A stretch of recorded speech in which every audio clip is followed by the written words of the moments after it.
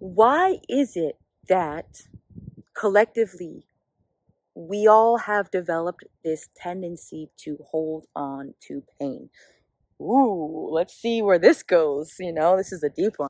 Subconsciously and a little bit of unconsciously, collectively, we have been programmed to believe that we have to hold on to our pain, and that it's cool or respectable to wear it as a badge of honor, and it's a way that we can trauma bond and connect with one another, and I guess be seen in that way.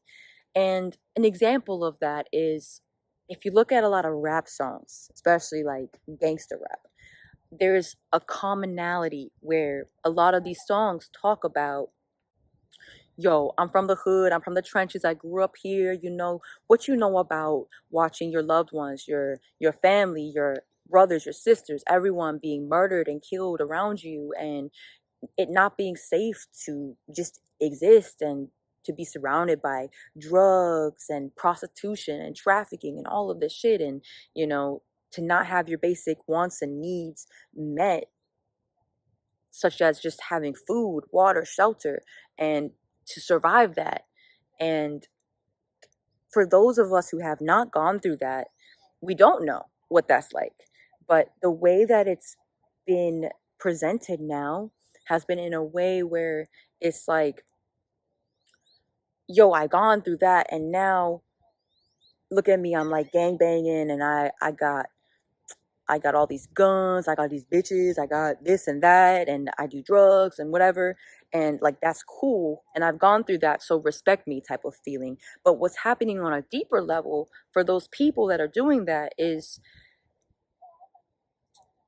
the pain, again, it being an entity, neither good or bad, that started to form when they were growing up in those rough environments, growing up in hell, basically, that they never fully healed or addressed, kept growing and consumed them to the point that they eventually became the ones that started to inflict that pain onto others through things like gangbanging, selling drugs, trafficking, doing this horrible stuff.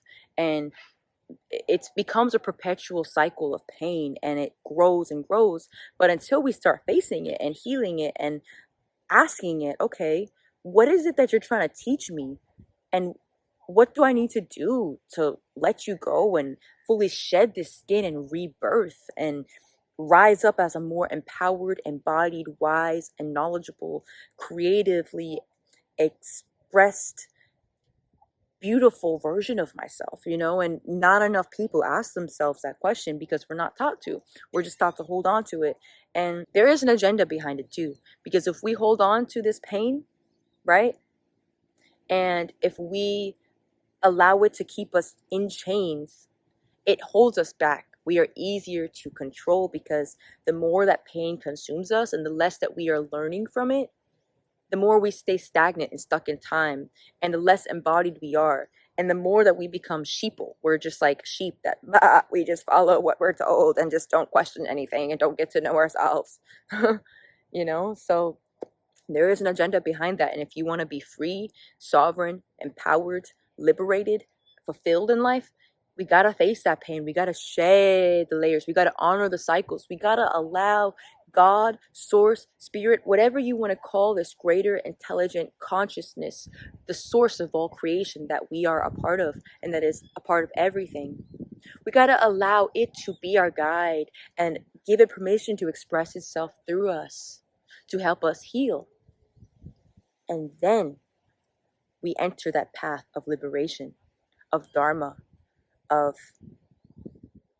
a greater purpose, service, and embodiment for the highest good of all.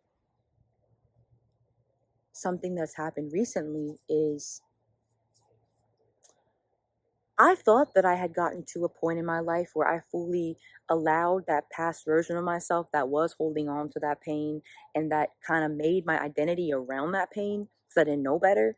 And I didn't know these things that I'm talking about now in terms of like addressing it and letting it go in order to rise up and express ourselves in a more embodied, loving, beautiful way. um, and rebirth as a more wise person that has learned from those lessons and now wants to share, coming from this place of love.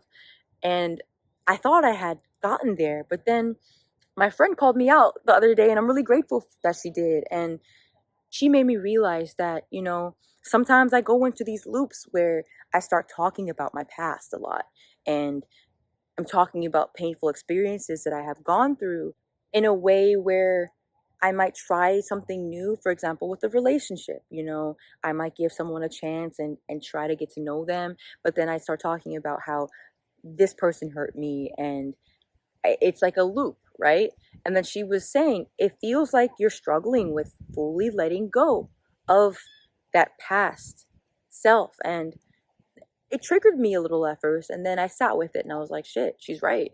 And I went deeper and I'm like, was asking myself, when did I first start developing this tendency of holding on to pain and kind of like holding so tightly onto it that it has bound me down? It's become like a bondage, like chains that have prevented me from fully rising up into my most full, authentic, embodied expression, you know?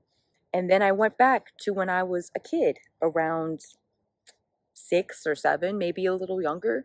And I remember growing up, my parents would constantly tell me things like, oh, you're so spoiled. You don't know what it's like to, not be able to have enough money to eat every day, or you haven't been through this, so you don't know what it's like to blah, blah, blah, like that type of story. And they would tell me this constantly of like, you have everything handed to you and you really don't know what it's like to basically experience certain things, and would say it in a way where I felt like they were not seeing me, loving me, honoring me, and basically being able to provide and support me in other ways, like emotionally, spiritually, mentally, um, other ways that are not just physical, because it felt like they were not respecting the fact that just because I haven't been through that, because you all have worked your asses off to ensure that I have my basic needs met, it doesn't mean that what I have to say is not valid, and that just because maybe there were moments where I acted spoiled or whatever, it doesn't mean that I deserve to be treated in this way. But the way I internalized it, those messages, was that, okay, I have to go through pain and internalize and hold that pain so deeply in order to be heard, loved, respected, just as a person, right? And so that kind of led to pain growing in a different way, where I felt like no one truly saw me or understood me or loved me or could support me in these other ways, as a starseed, as someone who has always felt different, and always wanted to express herself, but just didn't really know how, and didn't have like that safe space to be supported and loved and nourished in that way. And so that pain grew and led to me making really stupid decisions later on in my life that many resulted in me almost losing my life, right? And so I allowed that to become a part of my identity later on, where I was like, I'm a sad girl. I'm someone who hurts myself. I'm someone who does drugs. I'm someone who, sleeps around and does this and that. And at my peak of sad girlness, even though that was never my true authentic self, right? That was just the pain that I had never faced, acknowledged, healed, and loved and held, in a way where I could learn and face it face to face, the lessons that it was trying to teach me, and let go of it. Um, and so instead, I just let it consume me, right? And when I was at my peak sad girl era, that I was so popular. I had so many people look up to me and think I was so cool, for being able to take the most hits and do the most drugs and make the worst decisions and be the most unstable, because those traits are actually being looked up upon in society, in terms of, if you look at a lot of the very famous people and artists, they are very unstable. They're outspoken, and they might appear to be confident and like they don't give a fuck, but it's because they're so numb and hurting so deeply inside that they literally just don't even have the capacity to care anymore. But it's not coming from a place of confidence. Confidence is when you truly are so embodied and know yourself so well that you honor yourself so much, you really don't care about what others think because you love yourself so much, and you don't need other people's validation to feel worthy, right? But being numb is when you are in so much pain that you don't have the capacity to care because you just, the pain is taking over everything. And that's where I was at. And my friend made me realize that, wait a minute, I need to shed that because that has still been holding me back in some ways. And so I'm finally letting go. And I'm like, wow, the lesson is we don't need to hold on to pain and hold it on like a badge of honor just to be seen and respected and heard and loved. No, pain is a teacher. And this is an invitation to ask whatever pain that is manifesting in your life, what is it that it's trying to teach you? How is it for your highest good? What lessons do you need to learn? What do you need to do to help yourself to free that pain, right? Because pain is just like when a baby is crying and that baby is feeling pain. And then the mom and the dad or whoever the caretaker is comes up to them and is like, oh, what's wrong? And gives that pain that space of, what is it that you need? And then once they can express it, then they let it go. They alchemize it, they express it, they embody it, they free it, and then they just get back up and play on the playground, you know? We all can learn from that. We need to learn how to shed that skin just like a snake and rise up and rebirth, death and rebirth, right? We don't need to physically die to go through a death and rebirth. We're meant to go through many deaths and rebirths in our lives in order to up level, grow, expand, share, blossom, and be these creative expressionistas that we came here to be and help and be of service, right? So, with all that being said, I am offering a safe space, safe containers, and coaching packages. One being a foundation road to self package for those who maybe you're starting your spiritual journey and you are so overwhelmed with the spirituality, the healing, because there's so many different parts. And you know, you want to come back to yourself. You want to get to know yourself again. You want to know what lights you up. You want to know who you are and how to feel more stable and have tools that can help you navigate the waves, the tides of life with more grace instead of feeling like you lose yourself each time the tides become high, and want to establish a stronger foundation within yourself. That package is for you.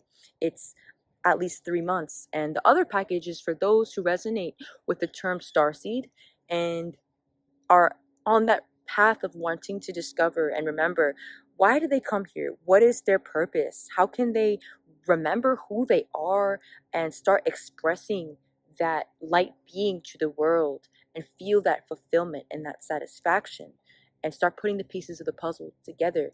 And for those that already have that foundation of tools, okay? So I have those available, and I'm currently upgrading my website right now. Maybe by the time that this video is out, it will be completely upgraded. You know what I mean? And if not, feel free to reach out to me on Instagram, either DM me or leave a comment on a picture or a post, or leave a comment down below, and I will send you more information about how we can start working together or do a discovery call if you're interested. Regardless of if you resonate with any of that or not, I would love to hear your perspective on all of this.